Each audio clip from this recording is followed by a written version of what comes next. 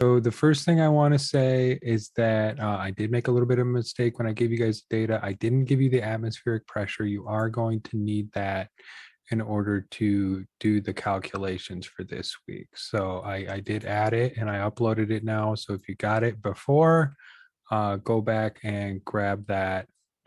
You're going to need that atmospheric pressure. So if we take a look at this week's lab, basically what we're doing is we're going to figure out the moles of calcium carbonate that we have through two different means, okay? One of them is pretty straightforward, what we've been doing before, where we're going to take the mass that we weighed out of the calcium carbonate, we're going to divide it by its molecular weight. We've worked with calcium carbonate before, so we already know what its molecular weight is. It's like 100.09. You'll remember that from I think it was the limiting reagents lab that we did, right? And that's what we're going to take as our actual like standard, like the actual amount of moles of calcium carbonate that we had. That assumes that the solid that we had was completely pure, but we got to make some assumptions in this. The other thing that we're going to do is if we look at this, we're going to react it with HCl. We're going to produce CO2, water, calcium chloride. So this is going to stay in solution, but we're going to have this gas of CO2, and we're going to collect that gas together. And then by knowing the pressure of it, the volume of it, our R constant, our gas law constant that we can look up, and the temperature of that gas, we can figure out how many moles of CO2 it is. And we can see from our stoichiometry that there's a 1-to-1 relationship between the CO2 and the calcium carbonate. So the moles of CO2 is going to equal the moles of calcium carbonate, okay? But this is just going to be the calcium carbonate that actually reacted. So we know that these kind of reactions that produce gases and that are like these acid-base reactions, they will go mostly to the right, to the side of the products, but not all of it will. We saw that in the limiting reagents. So we're going to expect that the number of moles of calcium carbonate reacted is going to be a little bit less than the actual amount that we started off with. All right. And what we're going to be able to do is then calculate our percent yield for this reaction. And then what are we doing? So this explains like our setup and stuff here. So basically what you do is you have this eudiometry tube. I have a video of this. I just have to edit it. I was going to put it up for you guys. I'm going to work on that. But we do our reaction in here. It goes up through this tube and it gets collected inside of this tube. This tube has like water in it. You actually trap the water in there. And as the gas comes up, it displaces some of the water and you can see how much of it fills up in there.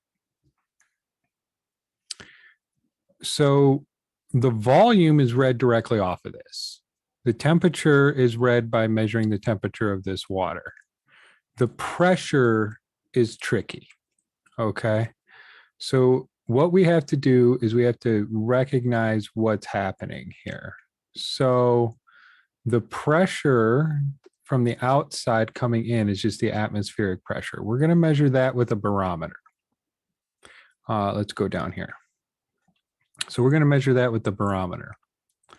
Some of the gas that's in there is going to be the CO2, and it's going to have its pressure, but we know that some of it will also be pressure due to water. Because anytime we have things over water, there's going to be some water vapor up there as well. And some of it is going to be due to something called hydrostatic pressure. And what that is the pressure that is holding this water column up, right? Because that's not a stable condition. If we pulled it out, it wants to come down. It's pushing down here. So we have to account for that too. So the pressure of the water column, I have derived for you here. It is the density of the water times the height of the water column times the G here. And G is the acceleration due to gravity. It's a constant at the surface of the Earth, and it's 9.8 meters per second squared. The pressure of the water is a known value. It's going to depend on its temperature. If we come all the way down here to the end, we have a table from our textbook, and it has the temperatures of the water with its pressure at each one of those. So you're going to look that value up based on the temperature. I think for trial 1 is 25 degrees. So we're going to be at 23.8 torr. The density of the water is also something that we're going to look up. We've seen this table. We've done this a couple of times. So if we're at 25 degrees, we're going to have a density of 0.99707 grams per milliliter. So once we have all of those, and in the student data, we're seeing the atmospheric pressure up here, okay? We can plug it into here and get the pressure of the CO2. Then we're going to plug that into our PV equals nRT equation from up here, along with our volume and our temperature, which we'll find in the student data. The volume is here in milliliters, and the temperature is here in degrees Celsius. We can calculate the NCO2, and then we'll get our percent yield. In the second part, what we're going to do is we're going to take a mixture of sodium chloride and calcium carbonate. The sodium chloride is not going to react. Only the calcium carbonate is. So what we want to know is what percentage of that mixture is calcium carbonate and what percentage of it is sodium chloride. So what we're going to do is we're going to calculate N reacted, okay? And that's the one from the PV equals nRT equation that we saw before, the ideal gas law. And we're going to divide that by the percent yield and multiply by 100%. And if you do the substitution for that based on our percent yield equation from before, up here, you'll see that this is the same as this statement where we have the N reacted, we have N actual up here, N reacted at the denominator, and that will give us the actual amount of calcium carbonate that is in the thing. So this is going to be close to this other value because our percent yield is very close to 1, right? So we're just making kind of a correction here. Then we'll multiply it by the molecular weight of the calcium carbonate to get the mass of the calcium carbonate. We take the mass of that calcium carbonate, we divide it by the total mass of our sample times 100%, and we get the mass percent of calcium carbonate, which also gives us, I don't ask for it, but the mass percent of the sodium chloride, right? So if it's 70% calcium carbonate, it would be 30% sodium chloride because it's just a binary mixture.